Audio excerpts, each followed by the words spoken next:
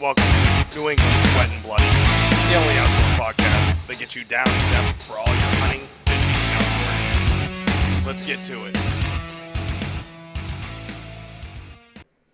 Hey, welcome to the show, guys. This week, we're going to talk about, I don't know yet, what are we talking about, Bill? Duck hunting. Duck hunting, I like it. All right. Waterfowling, guys. I just got new decoys. Yeah. Yep, sick ones. Oh, shit. Just dropped the trail camera. You checked out this yet, Bill? No.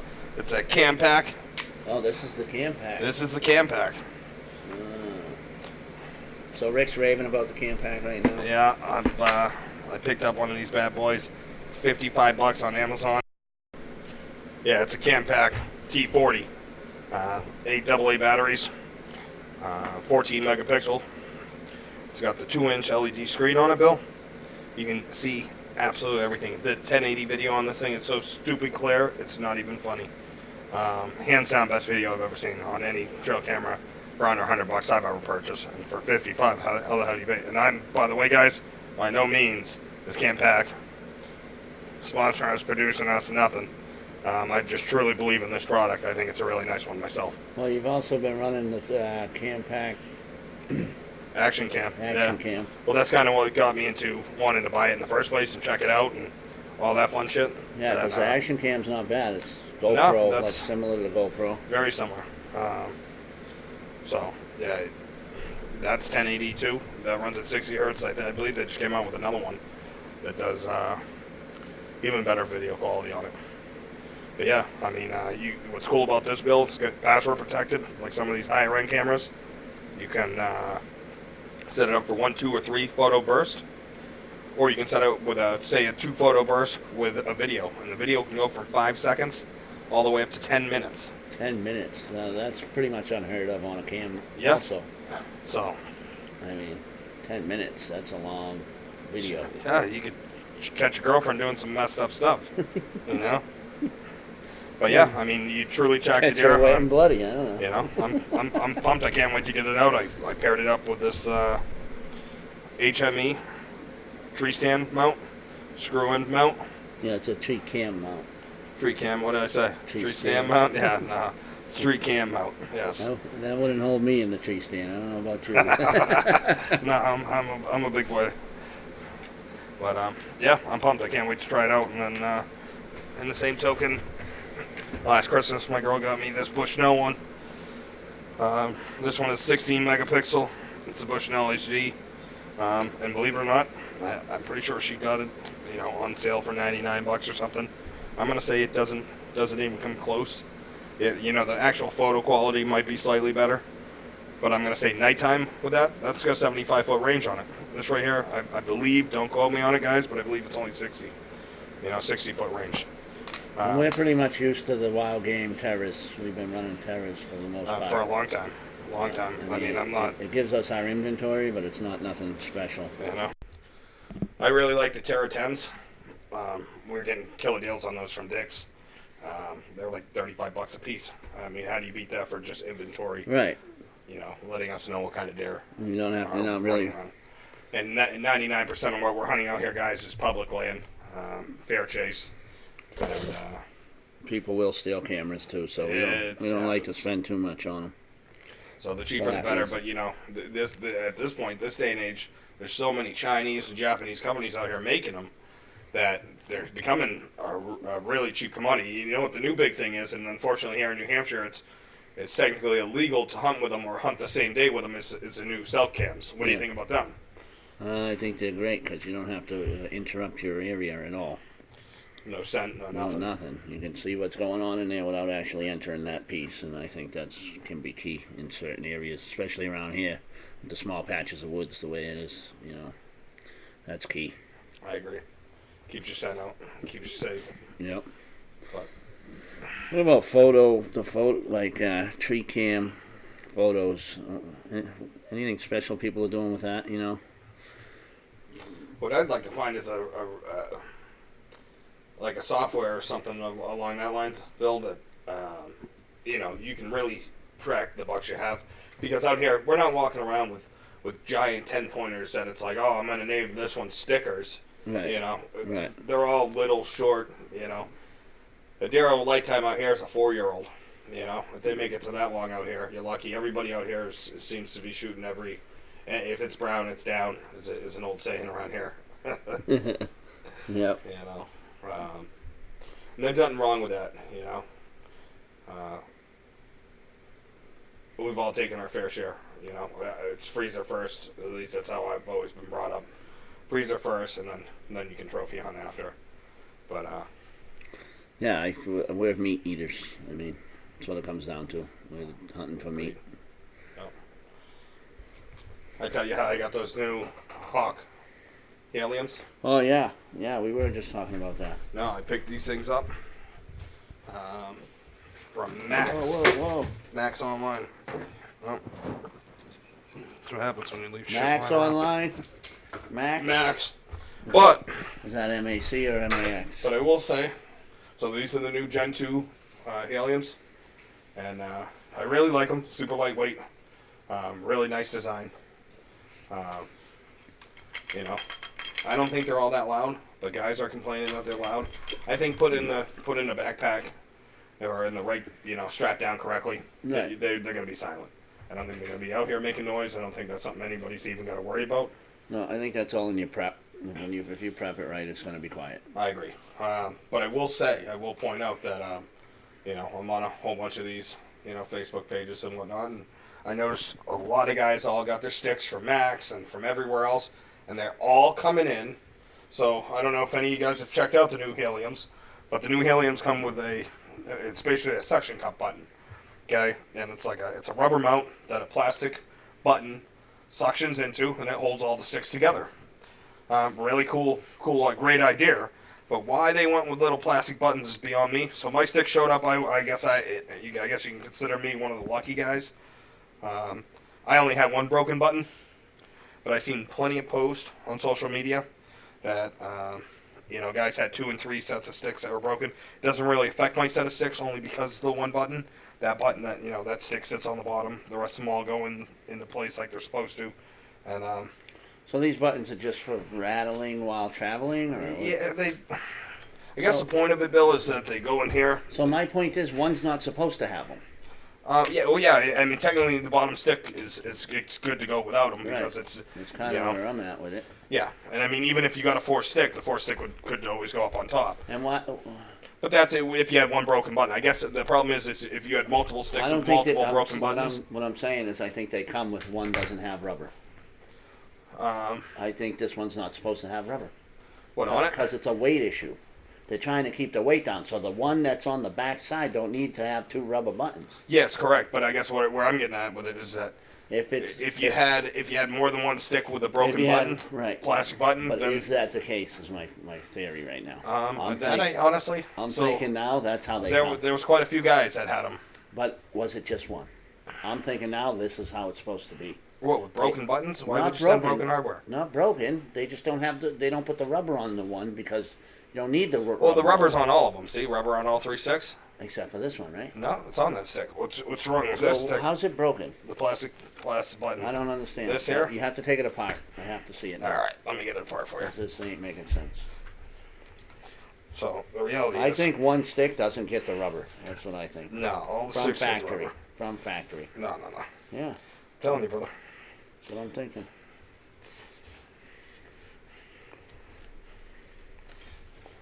Trying to get these sticks off. They're just for the sticks to pop into each other. The last one don't pop in. There's nothing to pop in. Why would you have rubber there? So I get what you're saying about making a weight issue, but that would be a personal Okay, so preference thing. this is actually broken, like it moves and shit. Now. Yes, see this bottom one down here. Mhm. So the plastic button, Okay, I see what happened now. guy, is snapped off, That's broken. Yeah, and that's what shipping. everybody's complaining about So right that's now. happening during shipping, guys. Yes, it's definitely a shipping, Yep. or it's a factory issue. You know, Yeah, it's something well, it that should be when metal. they're getting shipped out from the They factory. should have did them aluminum too. Either aluminum or a lot of guys were suggesting rubber. They were saying rubber would have been the way to go with them. Which I almost agree with the rubber, because rubber's going to suction the rubber even better. You know, Yeah. you ever stuck 2 condoms together? Nope. Well, they both come off at the same time. Just kidding, guys. Never done that.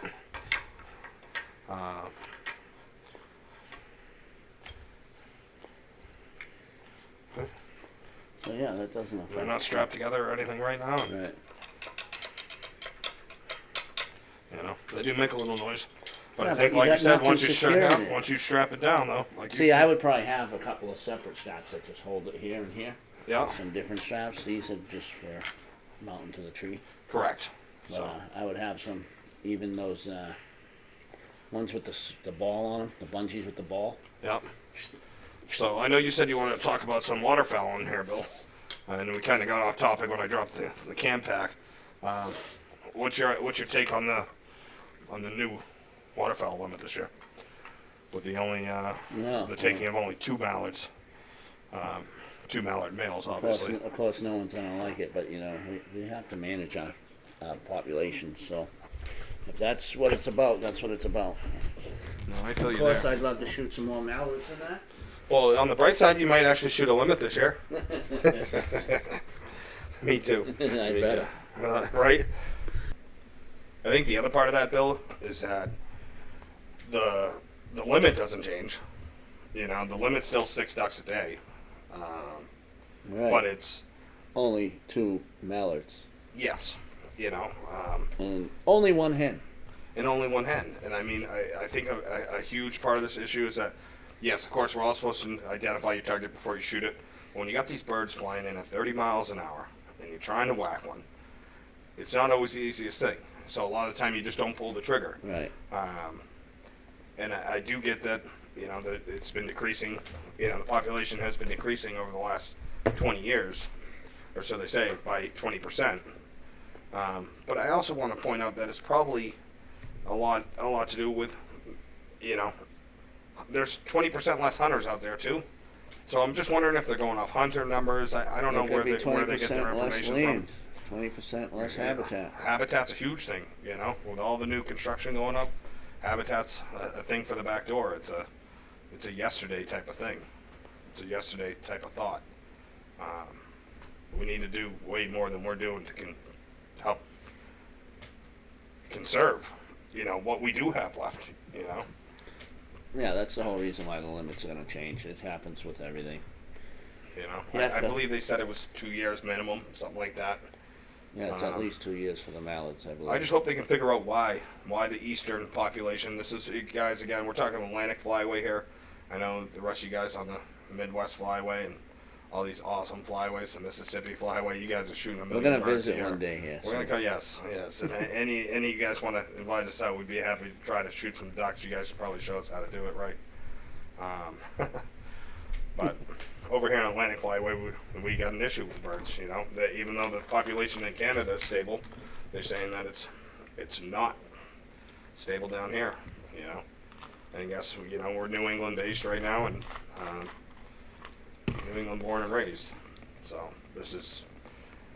Me personally, I kind of picked up. I don't know about you, Bill, but I picked up duck hunting. I don't know, 4 years ago. I want to say now, and maybe it's because I've learned to find the birds better. But I haven't noticed this decrease that they speak about. They're talking about. Me either. It's just a numbers game. I think it's good that they did change something because it means they're paying attention. That's true. You know, at least we're trying something. Anything's better than nothing at this point. Right. But so like here in New Hampshire right now, the limit is still 6 birds, even though we went from 4 mallards a day to 2. You used to be able to shoot 2 hens or 4 drakes. Now it's down to 1 hen or 2 drakes. But your bag limit is still 6. You can still shoot 3 wood ducks. You can still shoot 2 black ducks. I guess for me, especially as a new waterfowl hunter, is the difference between a black duck and a hen mallard. Super difficult for me to distinguish the two. I think you shot one, last season? 2 seasons ago? I think now. Yeah, 2 seasons. Maybe 2, yeah. What was that like? That was awesome. But we had trouble knowing if it wasn't a hen. Yeah. Yeah. That's the problem. What about you guys? Leave some comments down below. Have you guys ever had any issues with it? How do you guys distinguish your ducks? What do you guys do? Let us know. I think a lot of people know flight in flight. is the key. Well, The see, when they're birds flying, fly dude, they're different. coming in at 30 miles an But hour, I and all of a think- sudden I you got think one they set coming fly in from. different, and when you learn the difference in their flight, you know what bird it is. You think so? I think so. Maybe So not. you think it's a flight pattern? It's the way they Right. fly. Yeah, yeah. Okay. Yeah. Okay, that I'm makes thinking sense. mallards come in one way, and once you figure that out, Yeah. you know here comes the mallard. So like mallards are coming in feet down versus black ducks are feet behind them. Something. Yeah. You know? Yes. I think it's an in-flight thing that That we're slacking on. Okay. Well, hey, that could definitely be it. You Yeah. know? But again, I'm always open to learn something new. Right. That's my duck hunting's kind of this new thing I've decided to try to pick up. I like the fact that it runs side by side with deer season, so it allows me to step out of the woods and I love fishing. I'm a huge bass fisherman. I love bass fishing. So it allows me to get out on the water, which I really love. Yep. And then it also brings another aspect, like when we're doing early season Canadian geese. Allows us to get out on the field. Yeah. And and field hunting is something that we don't get to do a lot. No. Again, 90% of the land around here is all privately owned. So you usually need permission. Everything around me anyways posted. So it's tough. Yeah, and it just gets tougher every year. It does. There's no question about that. It definitely gets tougher every year. But we got a couple good fields, and the plans to hunt them this year. And I finally picked up some new decoys. Some new. I like goose the decoys. crushable ones. Them are pretty nice. Yeah, I forget the name. I forget who made them, what the brand is, but they are We're pretty gonna cool. cut that right in a little bit anyway. Probably will. All right, how about bow hunting? Let's swap over to bow hunting real quick. I'm all for that. All right. I think we've stunk out waterfowling enough, right? Yeah, I think so. So what are you shooting right now, Bill? We got the Hoyt Defiant Pro. How you like it? I like it. I've definitely improved since I got that bow a lot. So Have you always been a Hoyt guy? no, I had a PSE for a while before this. I'm definitely not a PSE fan My myself. first bow was a recurve Ben Pearson. Then I upgraded to another. It was actually a Browning used compound, and then from there I got the PSE last time. So you're like a slug. You just go with anything that'll take you. No, I got the Browning for Christmas one year when I was just getting into bow hunting and stuff. How long you been bow hunting? Probably since I was like 12, I think, is when I started shooting the recurve. I personally try to get out as much as I can, Bill. That's just me. I got a 50-yard range set up in the yard right now, and I try to get out 1, 2, at least 3 days a week minimum, and at least fling anywhere from 6 to 10, 12, 14, whatever I feel like shooting, but at a minimum 6 to 8 arrows a day. Yeah, At least 3-4 days a week. Everybody says you should shoot every day if you get the opportunity. I don't, unfortunately, but if you can, you should. Well, I'm guessing that's because you're like most people and you got a job and you got to go to work, and Exactly. you know, if you can only get paid to hunt, you know, would that be sweet? Yeah. As long as I can shoot things, I'm good. How about hunting? It's mostly hunting out of a stand for me. I Fake think stand. I think that's like most of us, like, as far as bow hunting goes. You got to need an elevated. Have you heard of?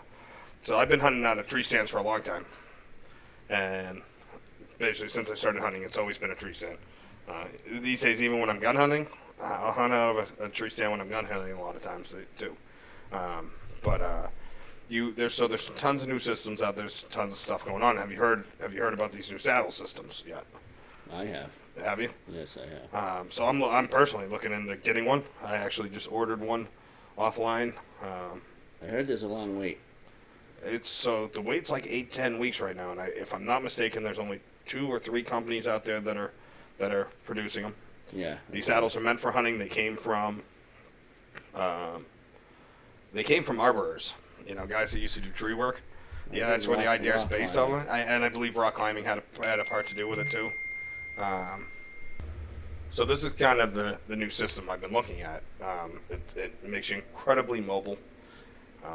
It's supposed to allow you to get anywhere, hunt any tree, they claim. But then again, I'm not totally sure if it's for me yet. you know, you're hanging in a tree. The real, I guess the real main difference for me is that, you know, a tree stand, you're sitting in front of that tree with those deer coming in on you. This system puts you behind the tree, and I get it gives you more coverage, but it also is going to block out a lot of your view there, if you know what I'm saying. Like, But I believe you can swing around the whole tree though, so you can move for your view. You're movable around the tree. it's definitely more viewable, for sure. They say more mobile, anyways. More mobile, but like Um, if you can peek around the tree, you can see everything on the tree. Doesn't block your vision. In other words, you can be on the side of the tree. You can swing around to the other side of the tree. I guess comfort becomes a big question on it. Yeah, without having one and playing with it. I don't know. Exactly. So I think I'm gonna give it a try, see if it's for me. If it's not, so be it. And I'll just stick with the old-fashioned tree stands.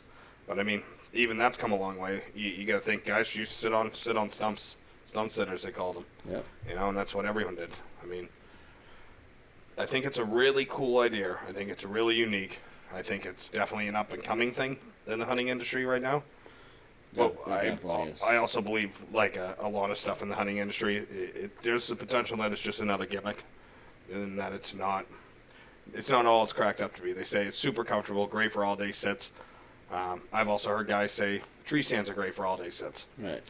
I don't know about you, Bill, but I know that I've sat in plenty of tree stands, and nothing. I mean, my couch isn't even comfortable Right. for an all-day sit. Exactly. Okay, and that's a lazy boy. You know what I'm saying? So, Yeah, you're not going to be comfortable in a tree stand. you know, I think it's a comfort level thing, but I don't know if it's really comfortable. I guess I'll see. I got an 8-week wait. I believe there's another company coming out with their own system that haven't dropped it yet either. And I don't want to go talking names, guys, but you guys can go look them up. Like I said, there's 2-3 companies they're available through right now. Big long waits, not hard to find. Just type in saddle hunting on Google, you'll find them, and you kind of go from there. It's just a different method. It's a new idea on an old. I think there's lots of advantages. So Do you? I do. Well, there's only one way to find out. You gotta get yourself one, right? Yep.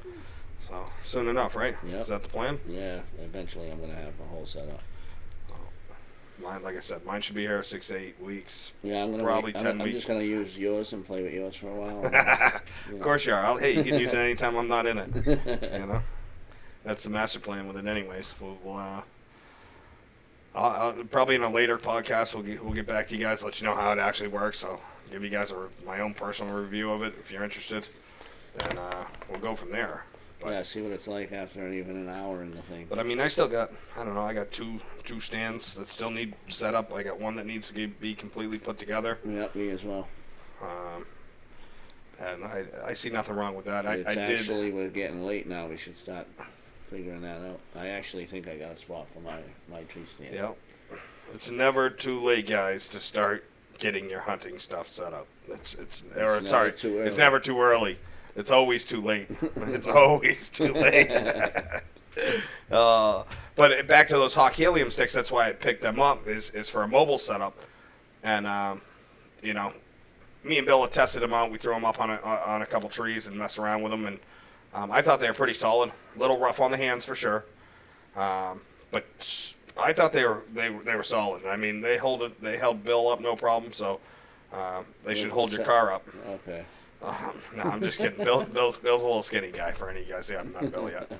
But yeah, so these Hawk Helium sticks, the plan is that I'm going to run these with that mobile saddle system. And I guess the other part with that saddle system is that going back to being mobile, a few months back, Mobility, you know, yes. a few months back, I purchased an electric fat tire bike. You know, kind of like the Quiet Cat. like a Quiet Cat or Rambo. I got mine from Rad Power Sports. Battery powered. Battery powered, tons of Mountain great bike. reviews. I basically was the company's based out of Seattle. They did a phenomenal job with this bike. It does 20 miles an hour. It gets me out anywhere I need to go. Yeah, we've been putting it to the test. It's You know, pretty it decent. has. I bought one of those carts that you can tow your kids in for a mountain bike accessories. attached it right to the bike. I towed my kid around, no problem. She enjoys doing 20 on the back roads. It's a good time. It's a good You time. should see her bouncing around. It's a good time for sure. It really opens up my ability to get out there. So now I have this ability to get deeper, further in the woods, And be mobile. but I don't have the option to be immobile right now. Right. Now I mean I do have the sticks down, which definitely was the last bit of it because I got stands I can hang up and all this other stuff. But the biggest problem with it is that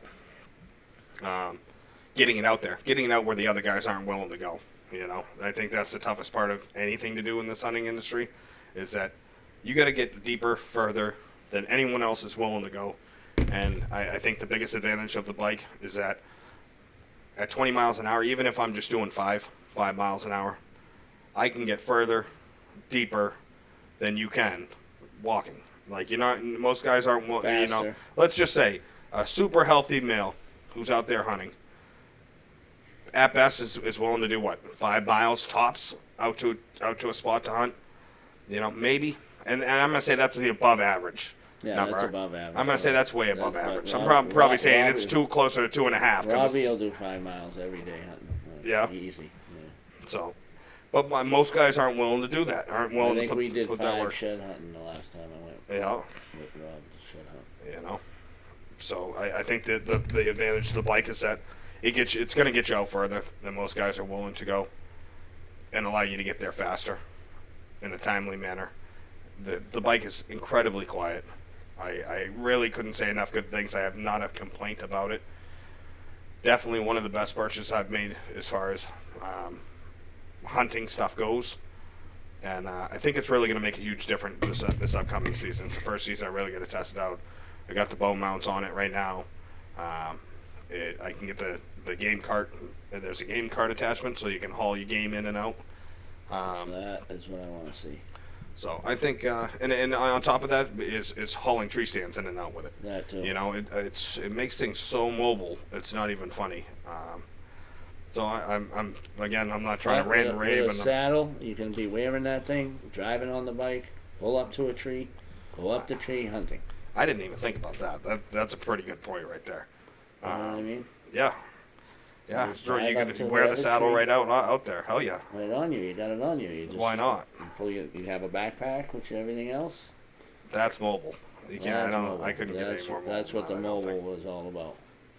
Another thing with them is if you're in the stand that night and you see the deer 40 yards off, 50 yards off, and you know he's taking that trail, you might want to just bounce down and get over on that trail the next morning or the next, you know what I mean, the next night. Yep. Well, and then I just saw, I believe it was Hunting Public, I heard it from, that the best opportunity you should have at shooting a big buck is hunting your first sit. Your first sit in the stand. Yeah. Yeah. So I mean, Right this there, is definitely bang. one of those things. Your You first have a sit first sit every every time. time you go out.